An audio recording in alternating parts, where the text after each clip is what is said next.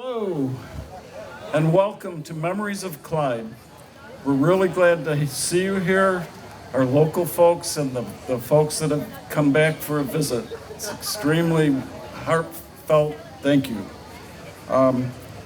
Jerry Fremouw is our four-term mayor, and I'd like to thank him for all the support that he's given us for this event. Jerry's co-sponsored the event. He's sponsored the Saxton Band tonight and couldn't be more helpful to us. So, Jerry, it's yours. The traffic. I'm trying to stay in the shade. Trying to stay in the shade. Good afternoon, everybody. Welcome.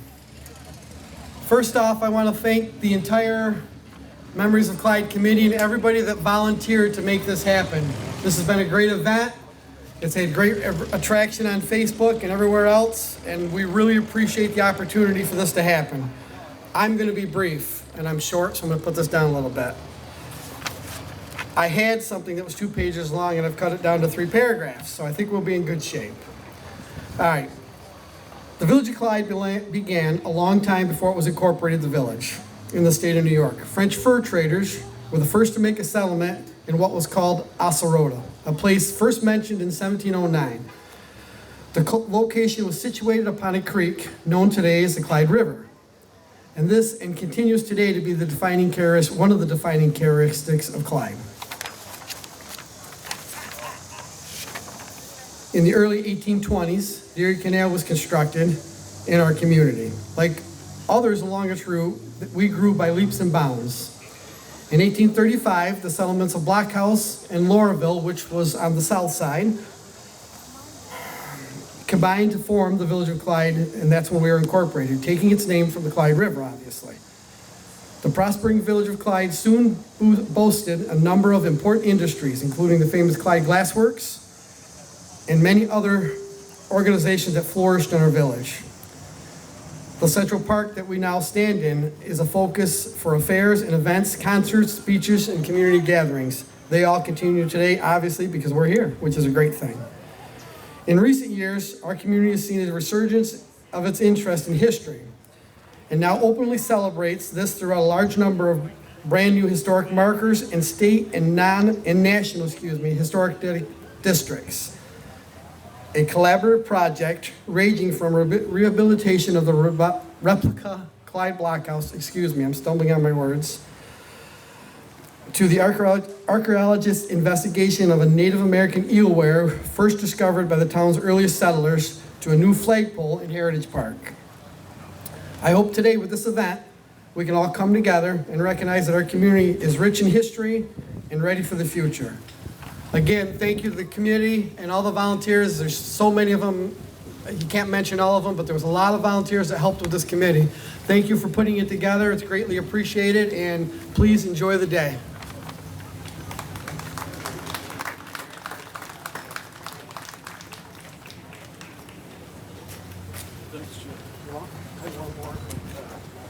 Thank you. You're on. Thank you, Mr. Mayor. Before we continue, I want to thank the following people who have worked hard to bring this event to you. Our committee, that consisted of Rick Rupel, Tom Marr, Rodney Iacco, myself, Joe Salerno. A special thanks goes to Steve Grote for his advice and guidance to me. Thank you, Steve. Lisa Rupel, our Facebook site developer and administrator. Rose Jean Strakel, team leader for the restoration of the photo boards and placement around town. She worked really, really hard on this. Rose Jean's team, Kathy and Ray Carr, who were kind enough to donate the free pens that are available at that table. Sharon Wood and Pat DeSanto. John Mollendorf, Tom Marr, Rodney Iacco, Dale Volk. I want to thank the Village of Clyde, SOAR Span, the Galen Historical Society, especially Hugh Minor and James Darnell and Nicole Melbourne. Finally, but most importantly, for all the donations that have made this event possible. We are videotaping this event. Your donations made that possible for us to afford to do this. The generosity was amazing, and I really humbly thank you. I now introduce you to Hugh Minor. Hugh is a force of nature who taught many of us in high school. Member of many Clyde organizations, past president of the Historical Society, and overall historian of Clyde. Hugh? Let me run over and get my speeches in the car. Okay, I'll keep talking. I don't know what I'll say, but I'll keep talking. Well, I want to talk about Rick Ruppel for a minute. Rick and I are best friends since, first year in high school. And this event took us about 8 or 9 months to put together. When you work on something like this close together, you end up getting into fights. You argue about what's right and what's not and how to do it. And we actually got into some really heavy arguments about it. But the result was that our event was planned better, and it couldn't happen without Rick Ruppel. So thank you, Rick, wherever you are.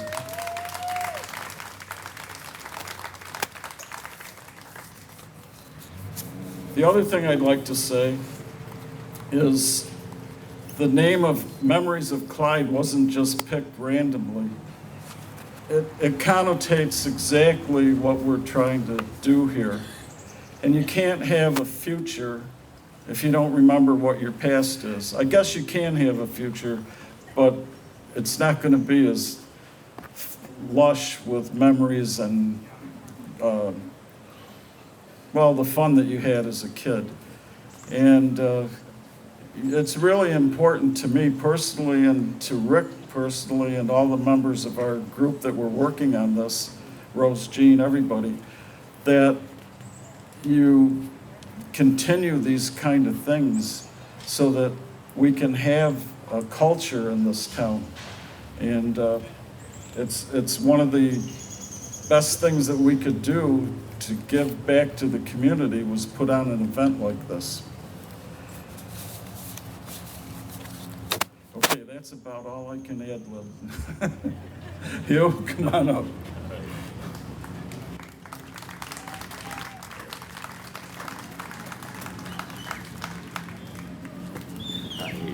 You can move that box if you need to. I just had it there to so papers didn't Okay, fly away. all right.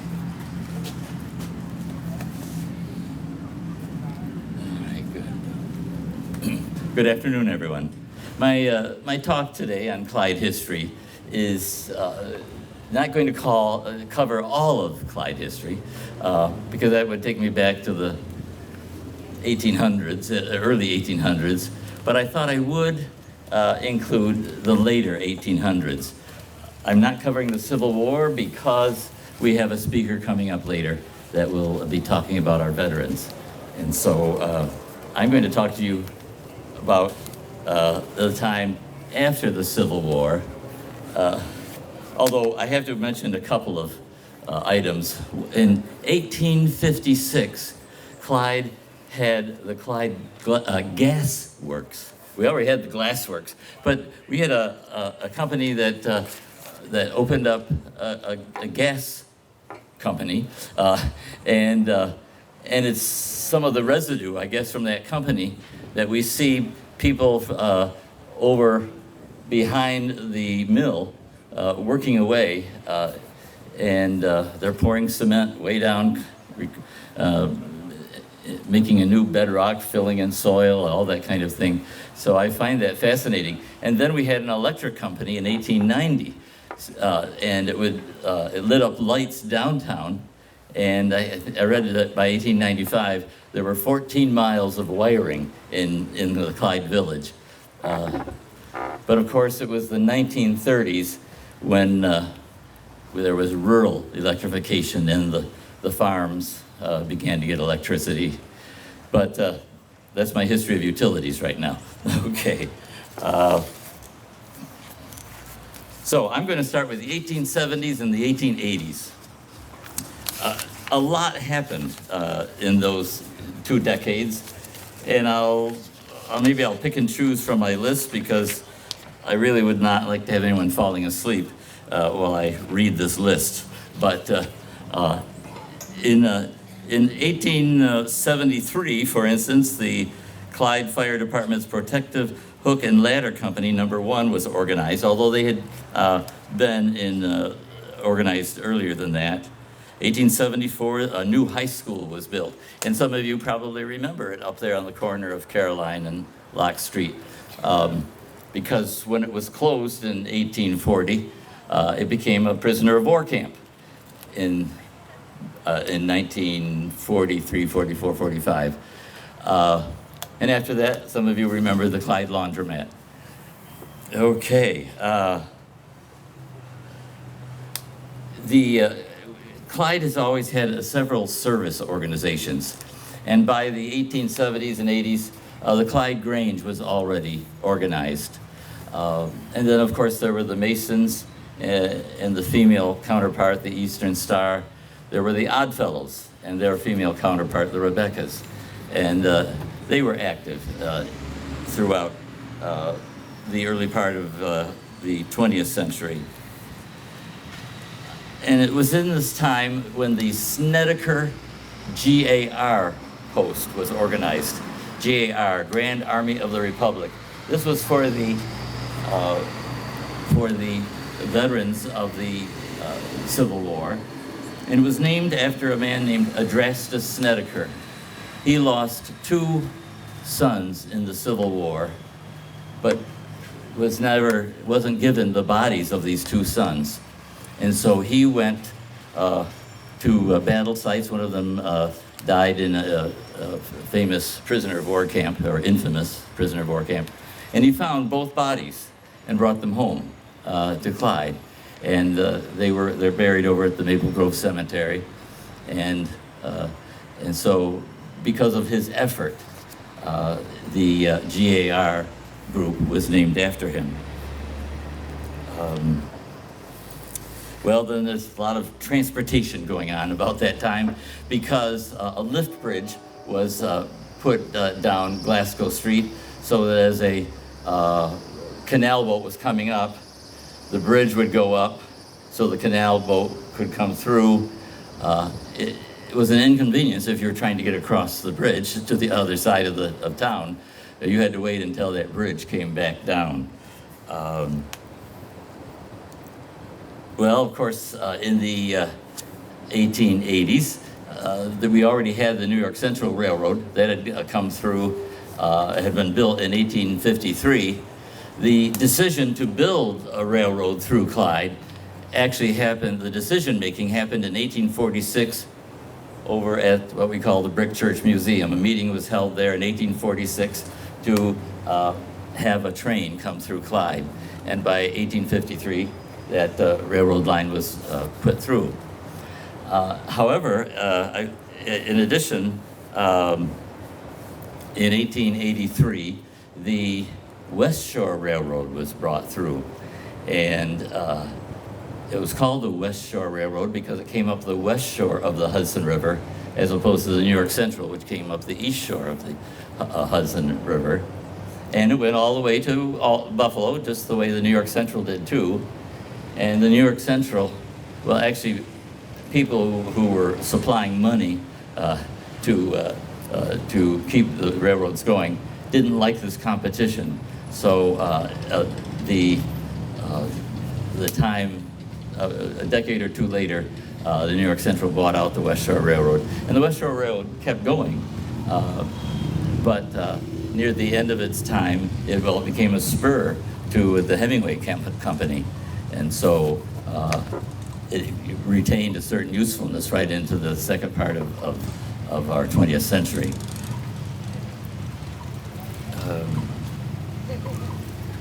Oh yes, speaking of the Hemingway Company, in 1878, the Hemingway Company established itself in Clyde. It was also in Lyons and Auburn, but it ended up staying in Clyde, and Clyde was its last remaining site. And so at some point I want to talk about where people were employed when they lived here in Clyde, and the Hemingway Company was always one of those places. And to me, it's an amazing history in itself. Okay, let's just check through my list here. Oh, by the 1880s and 1890s, Clyde was down to just a few malt houses. Malt houses? What is malt used for? Making beer. And because of, we had between 6 and 9 malt houses at any given time, that would indicate that farmers in the area not only were growing wheat for their livestock, but they were growing barley, because malt is made from barley. So, according to my reading, the wheat and barley were the main products of the farmers in Galen back in that time. Okay. Oh yes, in 1877 or 1878, depending on which book you read, the Saxton Band was organized. And we'll be hearing the Saxton Band later today, right here, and then also on the street during the parade. And I'll throw in the Cellar Savers because I used to play with them. They'll be on the street as well. Okay. In 1881, just one more, maybe one more. The S.W. Wood Company, which was located down Ford Street, had built the stationary, the steam traction engine, they called it. Something that could be pulled out to a farmer's field. A belt could be attached to the moving wheel on the engine, and a threshing activity could take place. Okay, well, I'm going to find out if, Susie, are you still here? Okay, if I could have you come forward. And Mary Beth, are you here? I think I'm talking to Susie then, basically.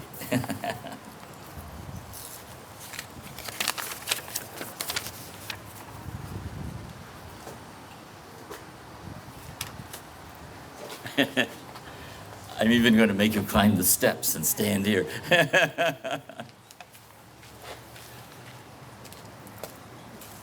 This is a surprise. Okay. Well, okay. Thanks to Amy Bullard, I have a nice little speech here I can read. Okay. Tom Castellano has always been involved in literacy activities. Some of you remember him as your history teacher. You may remember him as a school principal. But literacy was always part of his life. And it was in about 2013 that he birthed the idea of the bright red bookshelf. And you see it over here, just to the south of me. Okay. And he had a vision that all children in our area could have access to free books. With the help of a mini grant from SOAR, 7 bookshelves were built and placed in Clyde and Savannah. Volunteers have been helping to clean and sticker these books so that when your son or daughter comes and say, "Oh, I'd like that book," it's been cleaned. Okay. Okay, and various volunteers helped with that. By the time of Tom's passing, more than 10,000 books had been donated and put into service. And we ask you to pay attention to them, and many of you have been seeing them in such places as the Martin's Grocery Store, the Clyde Laundry, the Lyons National Bank, the Span and Soar Office, and the Savannah Bank. Tom didn't stop there. He then started Babies Belong at the Library, a program which led to the involvement of the library and the development of the Early Literacy Committee. Tom was instrumental in having literacy banners placed at the school and in the village, and organizing kindergarten book giveaways with donations from AA Tech and Pearl Technologies. Tom was a founding member of the community organization called Clyde Span. The current members were unanimous in their decision to create a plaque to honor Tom's memory. I have an example of a plaque, but there's also one attached to this bookshelf here. It says, "Bright Red Bookshelf, dedicated to Thomas Castellano, educator, leader, friend," from Clyde Span. Book donations can still be dropped off at the Span office. In fact, as I left the office a few minutes ago, there were some boxes of books sitting outside the door, so that's great. And we have books in the bookshelf right now, and your children are encouraged to come up and see what they want to take home with them. And so, basically, Susie, all I'm doing is getting you to stand up front, and I'll give you a hug. Oh, yes, okay. Thank you so And much. thank you for being Thank such you. a support to Tom.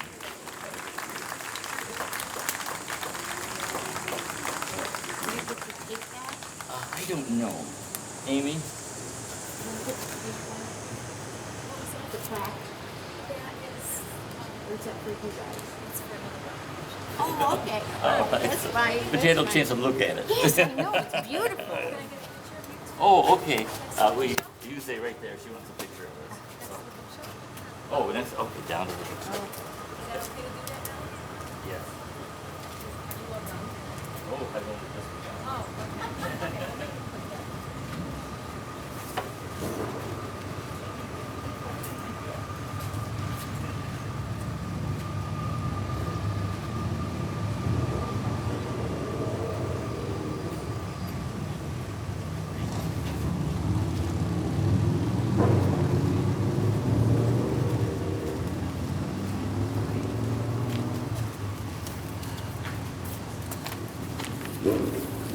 All right. We're about ready to enter the 20th century. I'm only 100 years behind, right? As we enter the 20th century in the early 1900s, there were some changes taking place in our agriculture. I talked about wheat and barley, but suddenly the major crop for Clyde and Galen in the first decade of the 20th century was butter. We had two creameries. One was the Clyde Creamery, which existed down at the end of Sibley Street, and the other one was the Sheffield Farms Creamery, which is down at the end of Soda Street, where the Bogarts live now, just beyond the Red Mill Museum. So that strikes me as intriguing, because now we're feeding cows rather than beer drinkers, whatever. It was important to have feed mills to go to. And two of the major feed mills were the Renko mill, which was if you go, just before you go over the bridge. Well, where the Lions National Bank is. That was where that mill was. And of course, the one that we still have and still standing is the Ketchum feed mill on Soda Street. So we were feeding livestock and making butter. We were also playing football, surprise, surprise, in Clyde. I think it was in 1895 that we had a high school team that won every game it played. And so that is part of our 1890s. And by the way, 1897, as you've been able to read in some articles perhaps, that was the time of the first fireworks, thanks to the Star of Italy group. All right, so let's move on to the 20th century. Well, people were beginning to buy automobiles, and Clyde had a few in that first decade. The Ketchum and Malloy mill opened up in 1910. And they, along with the Renko milling company, were on a railway line Well, there's a spur. Clyde once used to have, 4, 5, 6 tracks going through it, a couple of them being spurs, and one of them delivered coal up to the Ketchup Mill, and the Renko Mill looks like it had access to the railroad as well, although I'd have to double check that. Well, the trolley came through in the first century, began in, I read two dates, 1906, 1908, but our actual trolley station wasn't built until 1910. And it's wonderful, we still have it down across from the school, the trolley station. Well, there were silent movies across the street, just beyond the residence there. There used to be the American Legion building. I don't know if some of you probably remember that. And that was, among other places, a silent movie theater way back in the day. And I don't have a date for when the Clyde Opera House or municipal building was built, but it was at the site of where our current municipal building was concerned.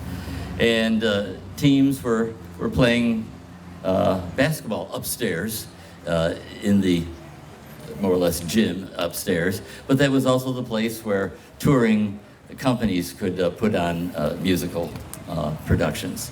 And so that was why it was called the Opera House. And almost every local town had its opera house. Savannah had one, South Butler had one. So that was an important place in town. In 1912, a nice little detail I picked up was when the W.G. Bramer cigar store opened up. And W.G. Bramer was the father of Joe and Wimpy and others. And of course, the Bramer store was some people's definition of what Clyde was, or where to go when you were there. Okay, moving on to post-war. And again, I'm not covering involvement in the wars because I will leave that to a later speaker. But the American Legion was formed in 1919, the year after World War I ended. And the Playhouse Theater, the movie theater, which many of you would know was kind of where the parking lot is over across, that meant the age of silent movies was over and the talkies had begun. All right. Well, now I want to talk about the 1930s. I'm moving along here. The 1930s, of course, was the time of the Depression. And I have been impressed by the fact, I'm going to call it a fact because enough people have talked about this, how Clyde was able to get through the Depression because, well, we were people of the soil. If you can grow your food, you're not going to go hungry. There were ways that people had their own gardens. I hear that a lot of people grew raspberries in their backyards or whatever. There were ways that people did get through the Depression. As I said, electricity was going out to the farms. Roads were being paved. And so it was, this pre-war time was a time of survival, but was something that Clyde was able to do. In 1937, Catherine Weichel was elected mayor of Clyde, and she's given credit for being either the first or the second female mayor in the state of New York. Oh yes, and in 1940, the new school opened up. And so the old former prisoner of war camp and whatever, laundromat, that would be torn down. And I know the class of 1940 brags that they were the first class to graduate in the new school. However, the class of 1941 reminds them that they merely came over from the old school for the graduation ceremony. And the class of 1941 was the first class to enjoy a year in the new school. The 1930s was when the Clyde Library began in a lady's house. It would end up at one point in the second story of a house, of a storefront. And then, of course, in 1950, it was located at the Brick Church Museum, where it stayed until 1995. And then in the year 2000, the Historical Society bought it, and they moved to their wonderful building diagonally across from the high school. Oh yes, in 1936, Don Messenger came to Clyde. And I make a point of that because he was Clyde in many ways, Don and Thelma. Thelma, 3 years, or about the same time, came to Clyde as a third grade teacher. And then in 1939, they were married, and I could say the rest is history. They were in business for 64 years and closed their shop in the year 2000, although they did open for 4 days in 2001 to move some final products. So they beat by 1 year the Barnes family clothing store, and that's before most of our times. They had been in business for 63 years. Okay. Anything, well, we had other places of employment. We had the Vulcan Heel company. We had the Noble Vinegar Works out east of town. As I say, people in Clyde had no problem being busy. In 1932, the Sons of Italy paid for and put up the George Washington statue. This is just at the end of the, okay. Good for them. And so that becomes a permanent part of Clyde.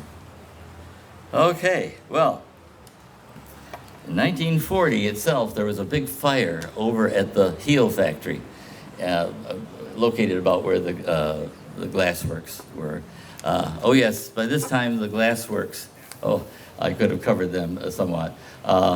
They closed in 1922, I believe. So they were gone.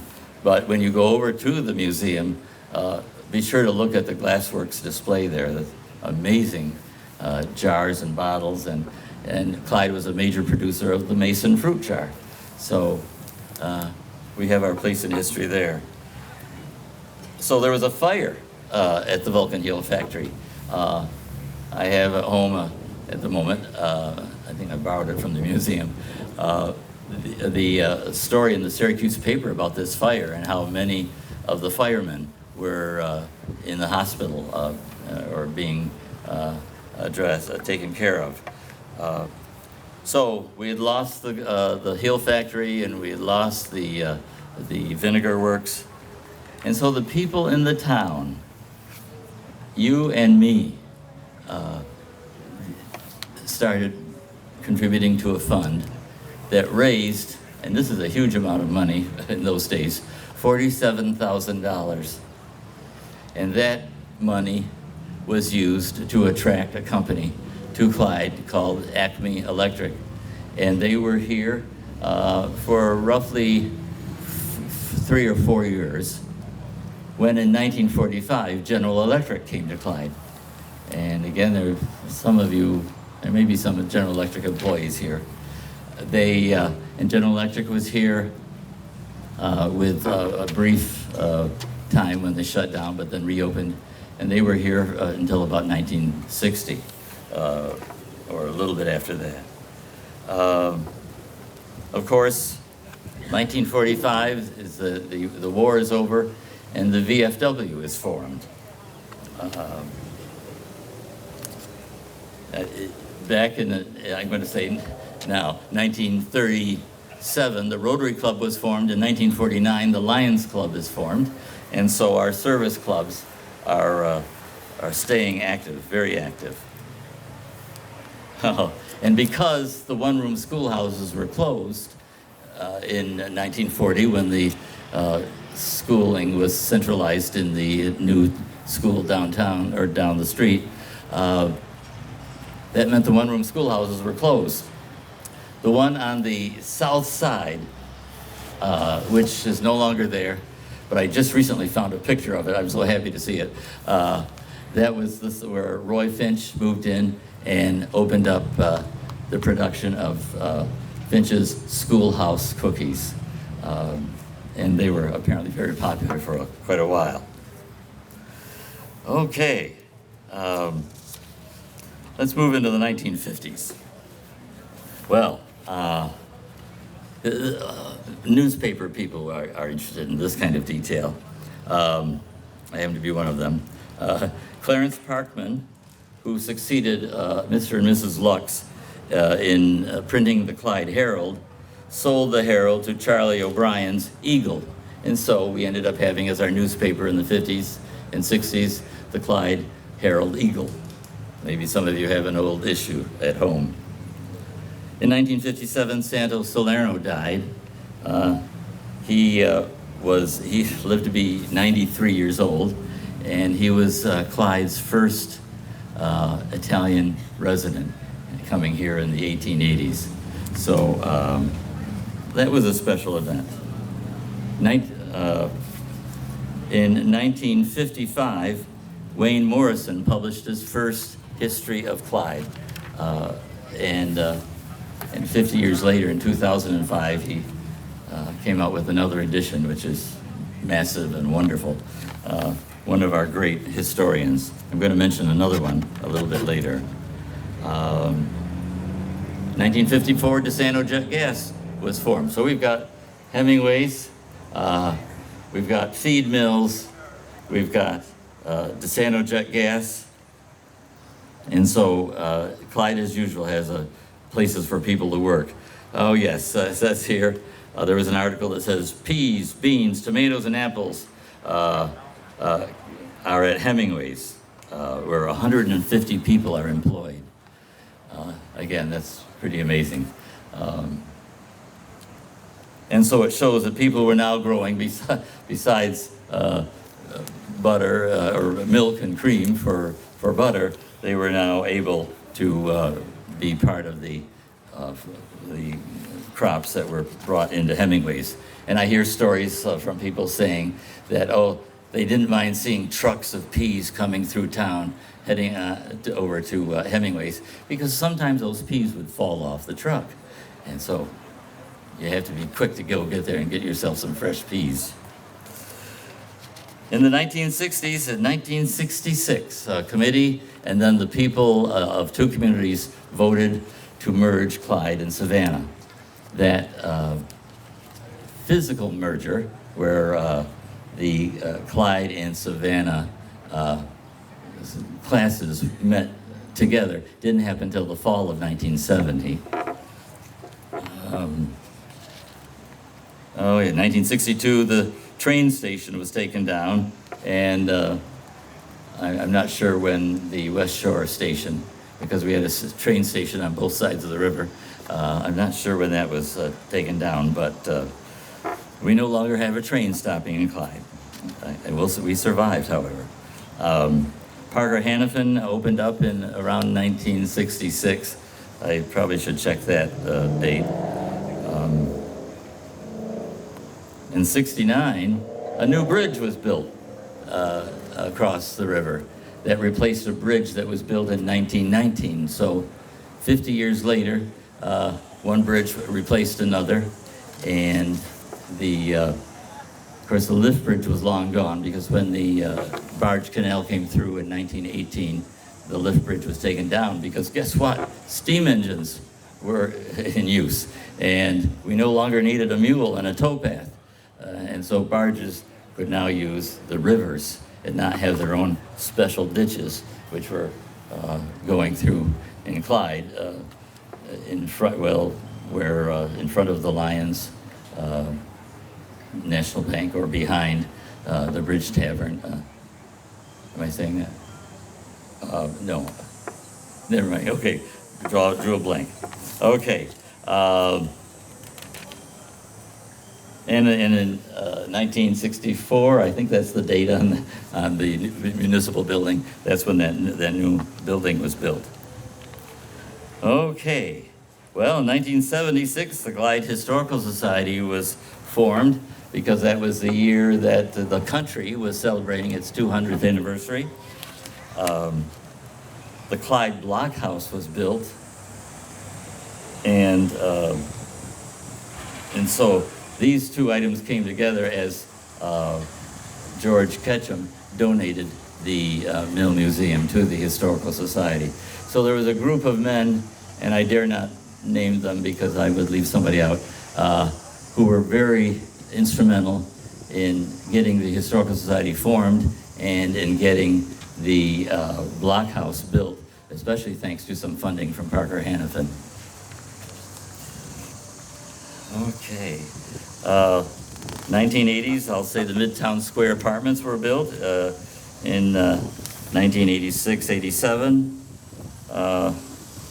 1989, the Big M Midstate was caught on fire, and that was rebuilt. 1990s, I've already mentioned about the public library moving to new headquarters. 1990, Bramer's closes. It was in 72 that the fire, after they moved from the corner of Columbia and Glasgow over here to Glasgow Street. In 72, that building burned. They rebuilt it, but by 1990, it was time for them to enjoy retirement. I'm reading some old articles. There was a lot of wonderful comments. Mr. Arnitz, who worked, Gus Arnitz, worked for them. He said he'd arrive early at work, and one Bramer would tell him to move material from one place to another. Then the next Bramer would come to work and tell him to move it back. But anyway, there's a lot of little jokes printed in the newspaper about at the retirement party. It was in 1996, and this is the other historian that I said I would mention. William Dean died, and William Dean lived in Clyde, graduated from Clyde, I believe. Ended up going into accounting and working in Philadelphia, but then he returned to Clyde, and it was his hours and hours of effort. How much time he spent in Clyde cemeteries, I will never know. But the genealogy records that we have both at the Brick Church Museum and at the library are greatly due to his work. And so you can look at pages and pages of people's names and their ancestors, and we've helped several people over at the museum, as well as those who go to the library, to find out more about their ancestry. I won't say much about the 2000s.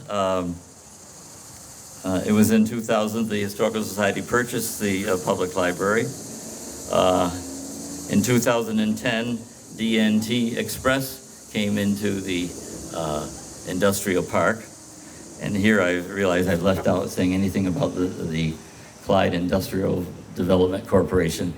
I'm not sure when they were formed. If somebody wants, Steve? 64? Okay, 1964, the CIDC. And to them we owe a ton of credit for attracting people here, companies. And so in, let's see, I meant to write down the date and I didn't when AA Tech, Advanced Atomization Technologies, came into Clyde, but we're very fortunate to have them here as well. Lauraville Landing was created over on the South Bank, thanks to our local leaders in the first decade of the 2000s. And I've already said how Messengers closed in the year 2000. We've had grocery stores move in and out. The PNC closed, in came Save-A-Lot, now we have Martin's. We're just very fortunate to have these people stick with us. Oh, no, okay. All right, I guess my closing remarks are basically that Clyde is a special place. It's not because of buildings that have been built or been torn down. It's not because of a particular product that we can be famous for. It's not necessarily for the wonderful services that we can provide. And so I think the bottom line is the people. It is you and me who are able to adjust, whatever the circumstances, to quote a song title, "The times they are a-changing." Well, they're always changing. So our ability to adjust and to see what else is coming down the road is so important. So as we look at Clyde history, it's not something that we say, oh, look at, we no longer have 5, 6, 7 taverns like we used to have. We no longer have 5 or 6 grocery stores. I mean, I can name them from reading. The Red and White store, the Market Basket, the PNC, there was the Salerno store up the road, there was the South Side store, and there were others as well. So, yes, the times they are changing, and one of the ways that those changing times are reflected is in a wonderful, about-to-be published calendar that Laureen Jorgensen and Chris Davis have put together. And so you will soon be able to see for sale this calendar, which covers 2 years filled with pictures from all over Wayne County and dates from all over Wayne County. And this will be celebrating Wayne County's 200th anniversary in 2023. Hope you'll stop over and see the span sewer table. There's some free hats there, and if you're in the sun, you may want to take one, thanks to Caring Friends, one of the service clubs that served us at one point. And so we have all these hats to give away, so take advantage of that. I'm sure when I sit down, I'll think of 4 things that I should have said, but yes?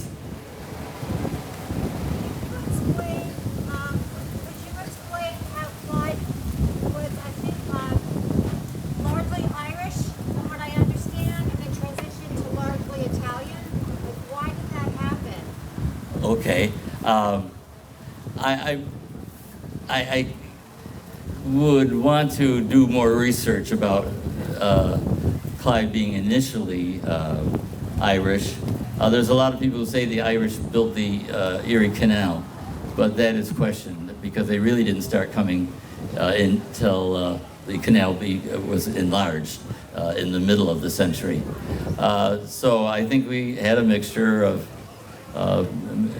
maybe Northern Europe. Well, so because of Santo Salerno, we give him credit for being the first Italian resident. And there's a story here, and I don't have it on the tip of my tongue, but word gets back to Italy that, hey, you can come to America and settle.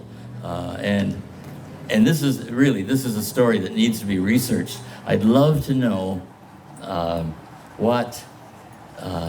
was there a peak time of immigration? Was it the first decade, the second decade of the 1900s? Well, as we both know, that it became a very popular place for the Italian immigrant to settle down. And you talk to half the people here, and they'll give you a long list of people that in their families. I've heard how people joked and said that it's time. I see Joe standing there. That there was a contest between the Salernos and the Fort Jones to see who would have the most children. They both got up to around 16. That's from what I hear. Okay, that probably doesn't answer your question, but it adds a few comments. Okay, thank you very much.